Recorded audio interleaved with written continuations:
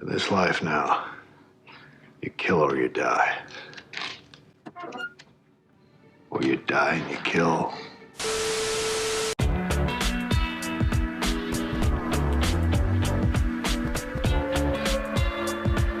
Smoking on top fives. Stop playing, I'm that guy. If you ask me, The Walking Dead is probably one of the most underrated shows of the past decade, which might sound a little crazy since this is probably one of the most well-known shows ever. What happened, Rick? I thought you weren't the good guy anymore. Ain't that what you said? But I think it's fair to say that a lot of people gave up on this show because it lasted 11 seasons. Recently, I've been feeling a little nostalgic, plus I didn't see the last half of season 11, so I decided to go back, binge the fuck out of the entire series, and give my thoughts on every season, as well as some storylines. The first episode of The Walking Dead is arguably the best pilot of any show ever. Before the intro even starts, we get a little flash forward scene that shows a zombified little girl holding a stuffed animal before Rick shoots her. Headshot. Based on what my understanding of the walkers are, this little girl shouldn't have been holding a teddy bear because all they should care about is Also, the little walker girl is just staring at Rick for a few seconds before she attacks, which is not consistent with other walkers' actions at all. Anyways, Rick and Shane are cops and they're also best buds. You son of a bitch. When they're on a mission, Rick gets shot, not once, but twice. So now he's in the hospital and in a coma. When he wakes up from his comatose state, Rick calls for a nurse. Nurse! But there was nobody there. Rick leaves the hospital to look for his family, as all great dads should do. And he finds out that they've all disappeared and all the family pictures are gone. As Rick is still contemplating what the fuck is going on, he gets knocked out by Dwayne. Dwayne is Morgan's son. When Rick wakes up again, the first question Morgan has for him is, Did you get bit? Morgan explains this whole zombie apocalypse situation to Rick. Then they kill some walkers for practice. Which leads me to my second rule, the double tap. And Morgan tells Rick that there might be a refugee center in Atlanta. You good man, Rick. I hope you find your wife and son. Before he goes to Atlanta, he's like, Morgan, here's this radio. Let's stay in touch. Rick sees some more dead people, gets on a horse, and rides to Atlanta like a motherfucking boss. Also, this is one of the sexiest shots from any TV show you'll ever see. When Rick is in Atlanta, he sees his helicopter, which is pretty interesting because there's other times that helicopters are shown in The Walking Dead. And I'm not sure if there's supposed to be a connection between the governor's people or the Commonwealth or something, or whoever had helicopters. When Rick is following the helicopter like it's the North Star, he accidentally runs into a herd of walkers. Then he gets under a tank. Hey, you. Dumbass. Yeah, you in the tank. You cozy in there? So Rick is saved by Glenn. Hey, kid, what'd you do before all this? Delivered pizzas? And they run off to the roof of this mall, I guess. This is also when we find out that Glenn is here in Atlanta with a group of a couple other people. Jackie, T-Dog, Merle, Andrea, and Morales, who is so vital to the main story. The group was previously rummaging around through buildings for supplies. There's a lot of this in this show. And now they're stuck because Rick was making mad noise in the street. Luckily, everyone's able to escape Atlanta safe, but they leave Merle's racist ass behind. So these random people take Rick to their safe camp. During their car ride home, Rick is like, guys, I'm looking for my family. And wouldn't you know, he happens to run into the group that is with his family. I gotta talk about the love triangle between Rick, Shane, and Lori real quick, because it gets a little confusing. So when Rick was off in a coma, Shane and Lori were having sex. Let's talk about sex, baby. So when Rick appears out of nowhere, things get just a little complicated. You see, at first, Lori is pissed at Shane. So Shane's like, all right, Lori, I'll stay away. But then in like season 2, when Shane starts ignoring her and Carl, she's like, what the fuck, Shane? Why are you ignoring me? I don't believe you're giving me the cold shoulder. Season 1 is only 6 episodes, but in these 6 episodes, we learn about the walkers and that the only way to kill them is via headshot. We're introduced to many characters and certain traits that will shape their characters in the future. Like Daryl has the crossbow, but he's also a huge dick in the beginning. Damn. Oh, what ugly skank. Slut shaming. At the end of season 1, after being attacked and losing some various forgettable characters, the group decides that they're gonna go to the CDC to maybe find a cure or something like that. Except for Morales and his family, maybe we'll see him again. They get to the CDD. CDD. They get to the CDC, find this doctor. Doctor? Doctor? Doctor? Oh, doctor. And find out that there's no cure and inevitably they will all die. Ta-da! The doctor also lets them know that the building that they're in will explode whenever that timer thingy goes off. So they escape the building with a grenade that Carol just so happened to have in her pocket for some reason. Ain't that some shit? Season 1 is quick and to the point, but entertaining, especially looking back for a first season. Also, the pilot was amazing, so I'd give this season a 6.5 out of 10. So this is the group heading into season 2. Rick, Lori, Shane, Daryl, T-Dog, Glenn, Dale, Andrea, Carl, Carol, and Sophia. Season 2 is a pretty polarizing season, or at least it used to be. I think nowadays a lot of people appreciate this season for its storytelling and character development, but at the time, I heard a lot of complaints for this season because this season is very slow paced. In the season opener for season 2, the group is out on the road, and unfortunately they run into another big ass herd. We will find out later on that the walkers are attracted to noise, so when they hear a bunch of walkers breathing, they start swarming in together. During this whole attack, everyone hides wherever they can so that they could survive. Except for Sophia's dumbass, who runs away from the group and alone into the woods by herself. So at this point, she's basically begging to die. I'm not afraid of death at all. In fact, I can't wait to die, honestly. Rick catches up to her and saves her. Then he tells her to safely run back on her own to the rest of the group. Don't make it back. Run back to the highway. Wait, what? Back to the others. Keep the sun on your left shoulder. My what? Yeah, so Rick gives some Underground Railroad directions to Sophia, hoping that she knows what the fuck he's talking about, and she does not. So now Sophia is lost, and let's begin the search for Sophia. During the search, Carl gets shot by this Otis guy, so he's just lying in bed unconscious for a while. Otis was out hunting deer and accidentally shoots him, so he feels really bad. You're awful! Luckily, Otis is currently living with Herschel, a veterinarian that possibly could save Carl. You know, this Rick Grimes guy is pretty lucky. Other people living at the Herschel farm include Jimmy, random wife or sister to someone. Who cares? They die pretty quickly. And Beth and Maggie. There's other side plots going on right now, like Andrea being mad at Dale for something that happened last season, or T-Dog bleeding out and saying some crazy shit. So because Rick is giving Carl a lot of blood, he's kind of woozy and can't really move around too much. However, Herschel needs some more medical stuff, so Shane has to go to this school that should have the medication that they need. Otis also tags along because he feels bad. You're awful! They come back about a day or so later and gasp, Shane is alone. And now he shaved his head. Turns out when Shane was struggling to survive with Otis, he intentionally shot Otis in the leg. I'm sorry. In order to survive and fight another day. So now Shane is 50% a bad guy, even though he technically hasn't done much wrong yet. I'm not a bad man, but in certain situations, I have to ask myself, what would a bad man do? I mean, yeah, he shouts a lot and morally his actions are fucked up, but he's not really a piece of shit yet. Also, Glenn and Maggie start getting intimate with each other. I'll have sex with you. Really? Why? I could talk more about the search for Sophia's stuff, but I'm gonna skip ahead just a little bit. Let's talk about episode 7, Pretty Much Dead Already, which is one of the most iconic Walking Dead episodes for many reasons. Previously on AMC's The Walking Dead. In episode 6, Glenn discovers that there's walkers in the barn. So in this episode, he tells everybody, Barn's full of walkers. This creates a rift within the group because Rick wants to respect Herschel's wishes about not killing zombies, and also he still wants to find Sophia. Maggie gets mad at Glenn for opening his mouth to everyone about the walkers.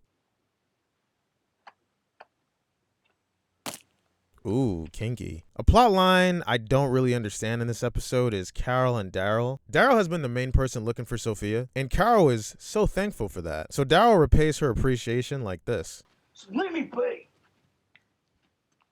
Stupid bitch.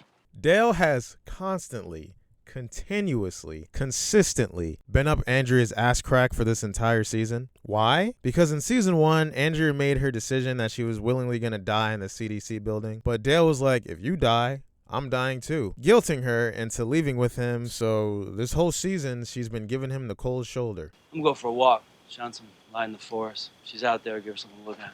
You think that's a good idea right now? Dale.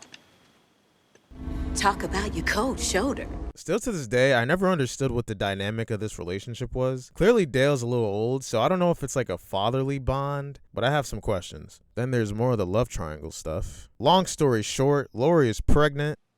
Is there anything else I should know about? Shane and I. Shane also thinks that Lori's baby is his. Shane, I'm sorry. But even if it's yours, it's not going to be yours. It's never going to be yours. And there's nothing you can do to change that. Rick is still trying to smooth some things over with Herschel because Rick is a nice guy. But when Shane sees Rick helping Herschel out by putting more walkers in the barn, he snaps, opens the barn, and then he starts going ham on these motherfuckers. And then the last walker starts creeping out. Let me pause real quick and explain why this is one of the greatest moments in this entire show and why it was a huge character changing moment for most of these characters. I did say most because not all of them were affected. T-Dog, Andrea, and Dale don't really matter here. Let's start with Carl. Carl lost his current best friend, I guess former best friend now. Sophia was the only other kid in this post-apocalyptic world, so now Carl's had to mature a lot quicker than he might have otherwise because now he wants to feel a part of the group. Lori, I feel like, is just sad because she can empathize with the way that Carol is feeling. And also, this furthers her whole not wanting to bring a kid into this world decision. Glenn and Maggie aren't too affected. I would just say that in this moment, Maggie officially thinks her dad is bugging out a little bit and feels more attached to the group now than ever. Herschel was clearly spiraling because his entire belief of these walkers has just been shattered. He viewed them as people, and also his wife was in the barn, so this was a big moment for him. Daryl, in this moment, has literally imprinted himself on Carol, and I don't mean sexually. Their bond was definitely forged in season 2, at first because of Sophia, but I think when Daryl saw how broken Carol was in this moment, it felt like from this moment on, Daryl had his person that he wanted to protect, and that was Carol. And later on, it became Beth and other characters, but we'll get there. Speaking of Beth, Beth, similarly to Herschel, was in a really bad headspace after this event, and even attempts suicide. Then Andrea gives her a knife. I don't know, a lot happened. Carol basically changes her entire persona after this event. Before this, she was in an abusive relationship with Ed, and in general was just shown crying or scared. After griefing for a few episodes, she started molding into more of her character-defining traits. Shane has been teetering on that good guy, bad guy path, but after this, he officially becomes the antagonist. Though he's still doing things for the group, his motives become much more selfish after this. That being said, Shane's survive speech does a great job at showing Shane's character on full display. Now, if y'all want to live, if you want to survive, you gotta fight for it. And then there's Rick. This scene on its own is great. There's a lot of emotion involved, and obviously the big question of where Sophia is answered. But the way this episode ends is perfect. It was perfect. Perfect. Everything, down to the last minute details. If anyone else had killed Sophia, this scene wouldn't be as great. It had to be Rick. Since last season, Shane's been questioning if Rick has the ability to protect his family, his group. Can Rick step up when it matters most?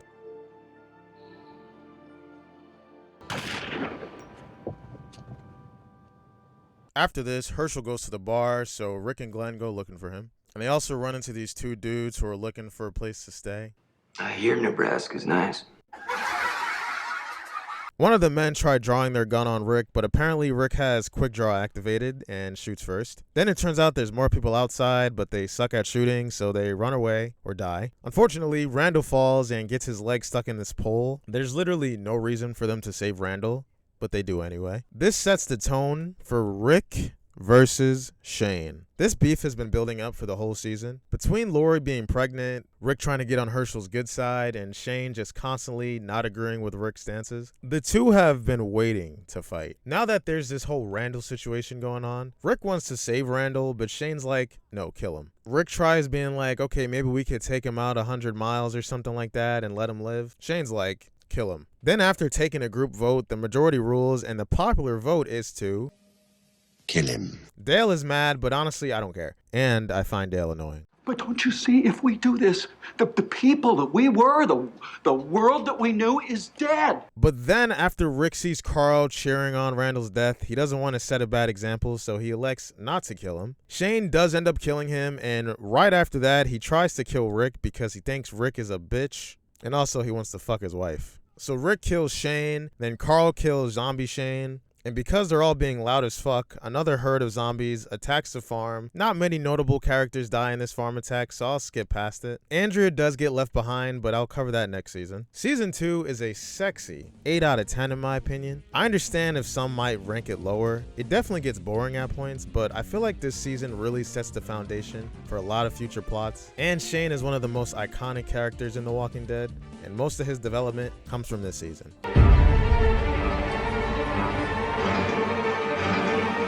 A new season means another survivor. Roll call. Rick, Lori, Daryl, Maggie, Glenn, Beth, Herschel, T-Dog, Carol, and Carl. What about Andrea? When I first saw this season, I remember thinking it was the best season.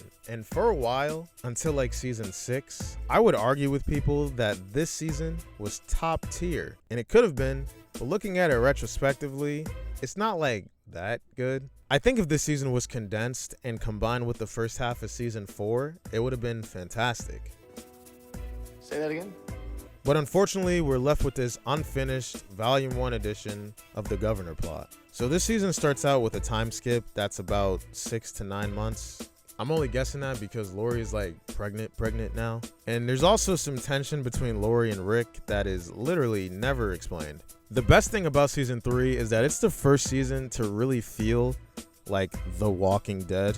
The first 2 seasons lay the groundwork and sometimes even feel like a soap opera featuring zombies. In season 2, there's various episodes where the characters are just walking around and talking for the majority of the episode. More like The Talking Dead, am I right? Season 3 is the complete opposite. Within the first 10 minutes of episode 1, Rick and Daryl find a prison. The group takes over the prison, at least the courtyard. And the rest of that episode is about the group working their way into the prison to make sure it's a safe place to stay. They run into these prisoners who have been stuck there since the beginning of the apocalypse. To be honest, none of these prisoners really have an effect on the story as a whole. One time that's But did you know that this guy was from the show From G's to Gents? From G's to Gents. He's also responsible for turning all the alarms in the prison on, which leads to Lori's death. Oh, no. If you really just look at the fact that Rick had to kill his best friend and now his wife just died, it's safe to say that he's slowly going insane. Which means Murder Jacket Rick is coming. Judith is also born when Lori dies. On the other side of the Walking Dead map, there's the governor and the people at Woodbury. Now, I'd love to talk about the governor, but at first, I gotta talk about Andrea. So Andrea is still alive after the whole farm attack, and she's with Michonne. If you ask me, I think Andrea is the worst character in this show. Partially because she's reckless as fuck. No! But also because of this whole governor arc. I think Andrea is justified in the fact that she's upset at the group for dipping on her a few months ago. All right, head count. So is everybody here? I think we're missing Andrea. But when she starts hearing about the cruel shit that the governor's doing and continues to not only defend him, but is also having sex with him when she could easily just kill him, it's like, what the fuck is good with you? Also living in Woodbury is Merle. Merle is back and has a knife for a hand now. That's really all you need to know. The governor is overall a great first human threat for this show. You're gonna kill her now. The governor is also quite literally an evil person. He has a torture chamber, allows Walker fight pits, and goes out of his way to save people just so he could rob them. He's an asshole. But undoubtedly, the weirdest thing about the governor is the floating Walker heads that he keeps in a big ass display in these water tanks. Boy, what the fuck? The governor and Andrea's relationship sucks. And it feels like something that was just added in to cause another conflict, but it seems unnecessary. Glenn also takes center in this season as a true badass character. After Rick goes insane for a while, he kind of has to step in as the leader for a little bit. And also Merle beats the shit out of him while his hands are tied behind his back. The Woodbury versus prison feud is the main focus of this season. There's multiple moving parts that helps progress this plot line. An example would be Tyrese and Sasha's arrival. They arrive to the prison during that whole Rick sees dead people plot. So Rick kicks them out, and Tyrese and Sasha and those other two guys that they're with go to Woodbury, but things aren't too great at Woodbury now. After Michonne stabs the governor, he starts acting even more psychotic than usual. Merle eventually leaves the governor because the governor wants Merle to kill Daryl, and the governor doesn't accept treason. Traitor! So he ends up killing Merle. The governor also shoots up his whole army. Before he did that, he tied up Andrea and left her in a room alone with Milton, some scientist, whatever. So sadly, Andrea dies in the finale, and apparently that's the big finale moment for this season. How disappointing. Looking at this full season, season 3 had a lot of bright moments. It was definitely action-packed, but this season ends very underwhelmingly. And there's also some episodes in this season that are kind of shaky, like Rick and the governor meeting up and having a little talk over coffee. Therefore, I'd give this season a 7.5 out of 10, but it was still very entertaining. Currently, there's a lot of people alive after the group started letting a bunch of people in from Woodbury, so no need to name all the characters. We've seen the survivors have to fight threats from the outside before, but never from the inside, until now. Some virus has been spreading around throughout the prison, might be from the pigs, don't remember. But what I do remember is that a lot of people died during this period. Not a lot of main characters, but still a lot of people. You step outside, you risk your life. You take a drink of water, you risk your life. And nowadays you breathe and you risk your life. One of the people that died was Lizzie and Mika's dad. And if you know who Lizzie and Mika are, you might have just got some goosebumps. Their dad is basically like, hey Carol, you love my daughters, right? Just look after them for a while, would you? That is not my job. Since I'm speaking about the homie Carol, I think it's fair to say that in season 4 is where she really started to develop her true persona. During the virus outbreak, she starts burning people who she thinks might be infected in order to save everyone. And to be honest, it's morally wrong, but I understand the logic. But Rick does not understand the logic, so he kicks Carol out. If everybody dies of this thing and it's just the two of us, with Judith and Carl, my children, I won't have you there. I don't think Carol is gonna kill Carl and Judith. I've always been confused at this whole Rick kicking Carol out situation, and not because it's hard to comprehend, but because it's a stupid decision. It also begins the whole Carol is out on her own thing, which gets a little tiresome in later seasons. The governor returns because he didn't die last season, and I think he's actually way better in this season. Less Andrea love stuff and more action! He gets an entire episode dedicated to his return, which can be a little boring. But that's fine because it leads up to one of the most hyped Walking Dead episodes ever. We're not too far gone. Too Far Gone on its own is a 10 out of 10 episode, and I would review it here, but to be honest, you just gotta watch it. This is where the governor's plot ends after Michonne slices his ass. It dices, it slices. But before Michonne gets a chance to kill the governor, he kills Herschel and leads an attack with a goddamn tank, which destroys the prison. So now our survivors are homeless again, which means they gotta get back on that road. Just can't wait to get on the road again. However, this time the group is split into multiple parts, and here's the second half of season 4. Most of the episodes are enjoyable for what they are. Carl really started to evolve into main character status during these episodes. At first he's mad at Rick because he kind of blames Rick for the whole governor attack. It's also around this time that Carl and Michonne's friendship slash momship dynamic started to form. I could talk to you about Glenn and Tara being the last ones in the prison and then running into Abraham and his peeps. Hope you enjoyed the show, assholes. You got a damn mouth on you, you know that? What else you got?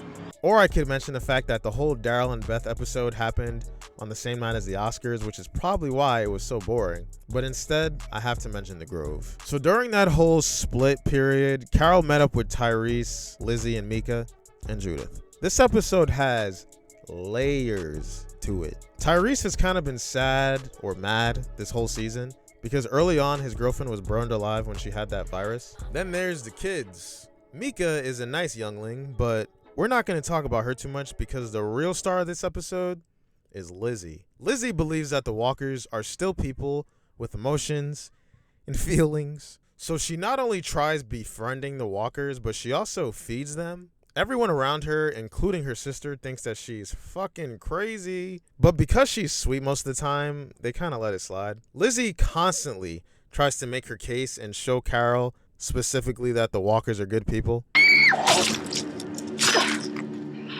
was playing with me. She wanted a friend. So she kills her little sister? But Judith can change too. This leaves Carol with the unfortunate realization that she's gonna have to kill Lizzie. You just look at the flowers, Lizzie. Also, at the end of the episode, she tells Tyrese what happened, and he kind of just takes his L because he has no choice. Jesus Christ, season 4 is great. After Beth gets captured by the Cross people, Daryl is on his own until he runs into these Claim guys. The reason why this quick storyline is so effective for Daryl's character is because it shows the true growth his character has had in these 4 seasons. The Claim dudes are more similar to Daryl than anyone else in Rick's group. They hunt, eat wild animals, and live by a set of rules. Season 1 Daryl might have fit in with these guys, but Season 4 Daryl is a new man. You're my brother. When Daryl goes against the Claim leader, they start jumping Daryl, try killing Michonne, and then attempt to sexually assault Carl. What the hell are you gonna do now, sport?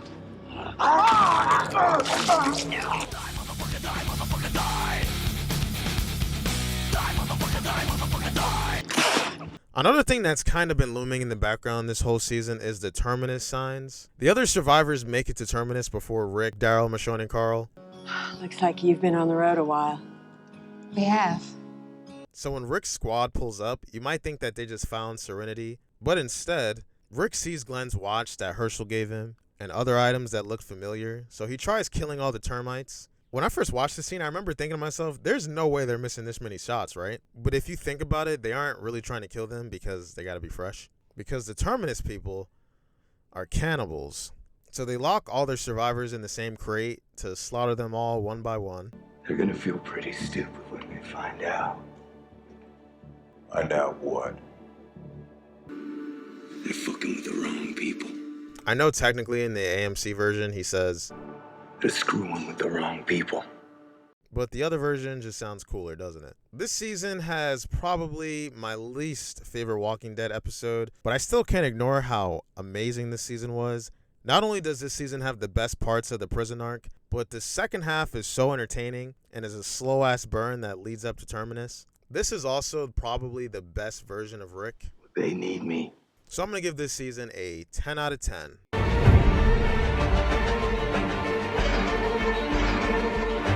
The first episode is up there for me as one of the best. The group is still stuck in Terminus. Oh my god, is Glenn gonna die? Nah, he's good. But the fucking goat Carol comes to save the day. However, because Carol basically blew up Terminus, and also who the fuck would want to stay at that place, it's time to get back on that road again. I can't wait to get on the road again. Fun fact, this is the highest rated episode of The Walking Dead. At the end of this episode and the post-credits, it's revealed that Morgan is on the same path as the group.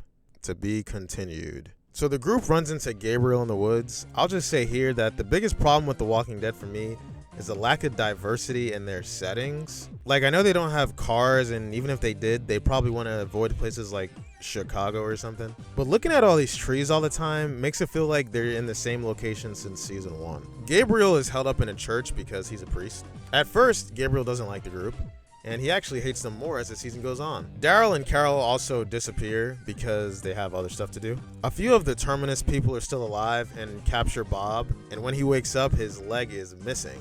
You taste much better than we thought you would. Little do they know, Bob was actually bit a few hours ago, so technically they're eating zombie meat. I've been bitten, you stupid pricks! The Terminus people also try to draw out Rick's main fighters so that they could attack the weaker ones. What a bunch of pussies. But Rick and the gang come back just in time. Put your guns on the floor and kneel. The main guy, Gareth, tried to explain that the attack wasn't personal. You don't have to do this. We can walk away. And we will never cross paths again. I promise you. But do you see what Rick is wearing? I already made you a promise. The vibe of season 5 and season 6 too is pretty different than any of the other seasons. Previously, the survivors were portrayed as the protagonists, good guys. Even when they did morally questionable things, they still managed to keep that good guy image on them. We've all done the worst kinds of things just to stay alive. but now they're basically murderers. I haven't talked too much about Abraham's crew, so quickly. Rosita, or Susie Crabgrass for all you cultured individuals out there, is Abraham's main squeeze. I'd be lying if I said she had much of a character until like season 9 or 10. Then there's Eugene, who has this big top secret that only he knows, and he has to make it to Washington, D.C. in order to save the world. Bullshit. Yeah, none of that shit is true. And when Abraham, a person who literally risked his life to save Eugene, found out it was a lie, he respectfully knocks his ass out. So yeah, multiple walkers attacked the church, so you know what that means. On the road again. So they're on the road, and Rick says this iconic line. We are the Walking Dead. And then our group eventually makes it to Alexandria. Oh fuck. Forgot about the Beth stuff. Last season, Beth was taken when she was with Daryl. So in the beginning of this season, Daryl and Carol find the van that took her. You see, they had a cross on the van, so that's how they knew. And them finding the same van that took Beth and had the cross on it is too big of a coincidence for me to ignore. An episode I do want to focus on is episode 6, titled Consumed. So this entire episode is about Carol and Daryl. They go back to Atlanta to save Beth or get intel. By the way, look at the differences between season 1 and season 5 Atlanta. Crazy. This is still when the Daryl and Carol shippers were at an all-time high. How disappointed they will be when they realize it was all for nothing. Carol and Daryl run into Noah, who robs them multiple times, but he does it for a good cause. There's also a moment in this episode where Daryl and Carol get into a car to escape from a couple of walkers. Based off the simple physics and the fact that the car was literally leaning forward, it probably should be dead, but apparently the plot armor is strong in this episode. Shortly after this, Carol is hit by a car, which knocks her unconscious. And what do you know, it's the same car from before. They either have multiple cars out there that look exactly the same, or that same car is driving really fast. But yeah, so now Noah's with Daryl because it turns out Noah's a good guy and he knows where Beth is. This Beth storyline is quite possibly one of the most pointless storylines I've ever seen in my life. Beth had an entire episode devoted to her last season, and an entire plot line dedicated to her in this season. So how does this end for Beth's character? I get it now.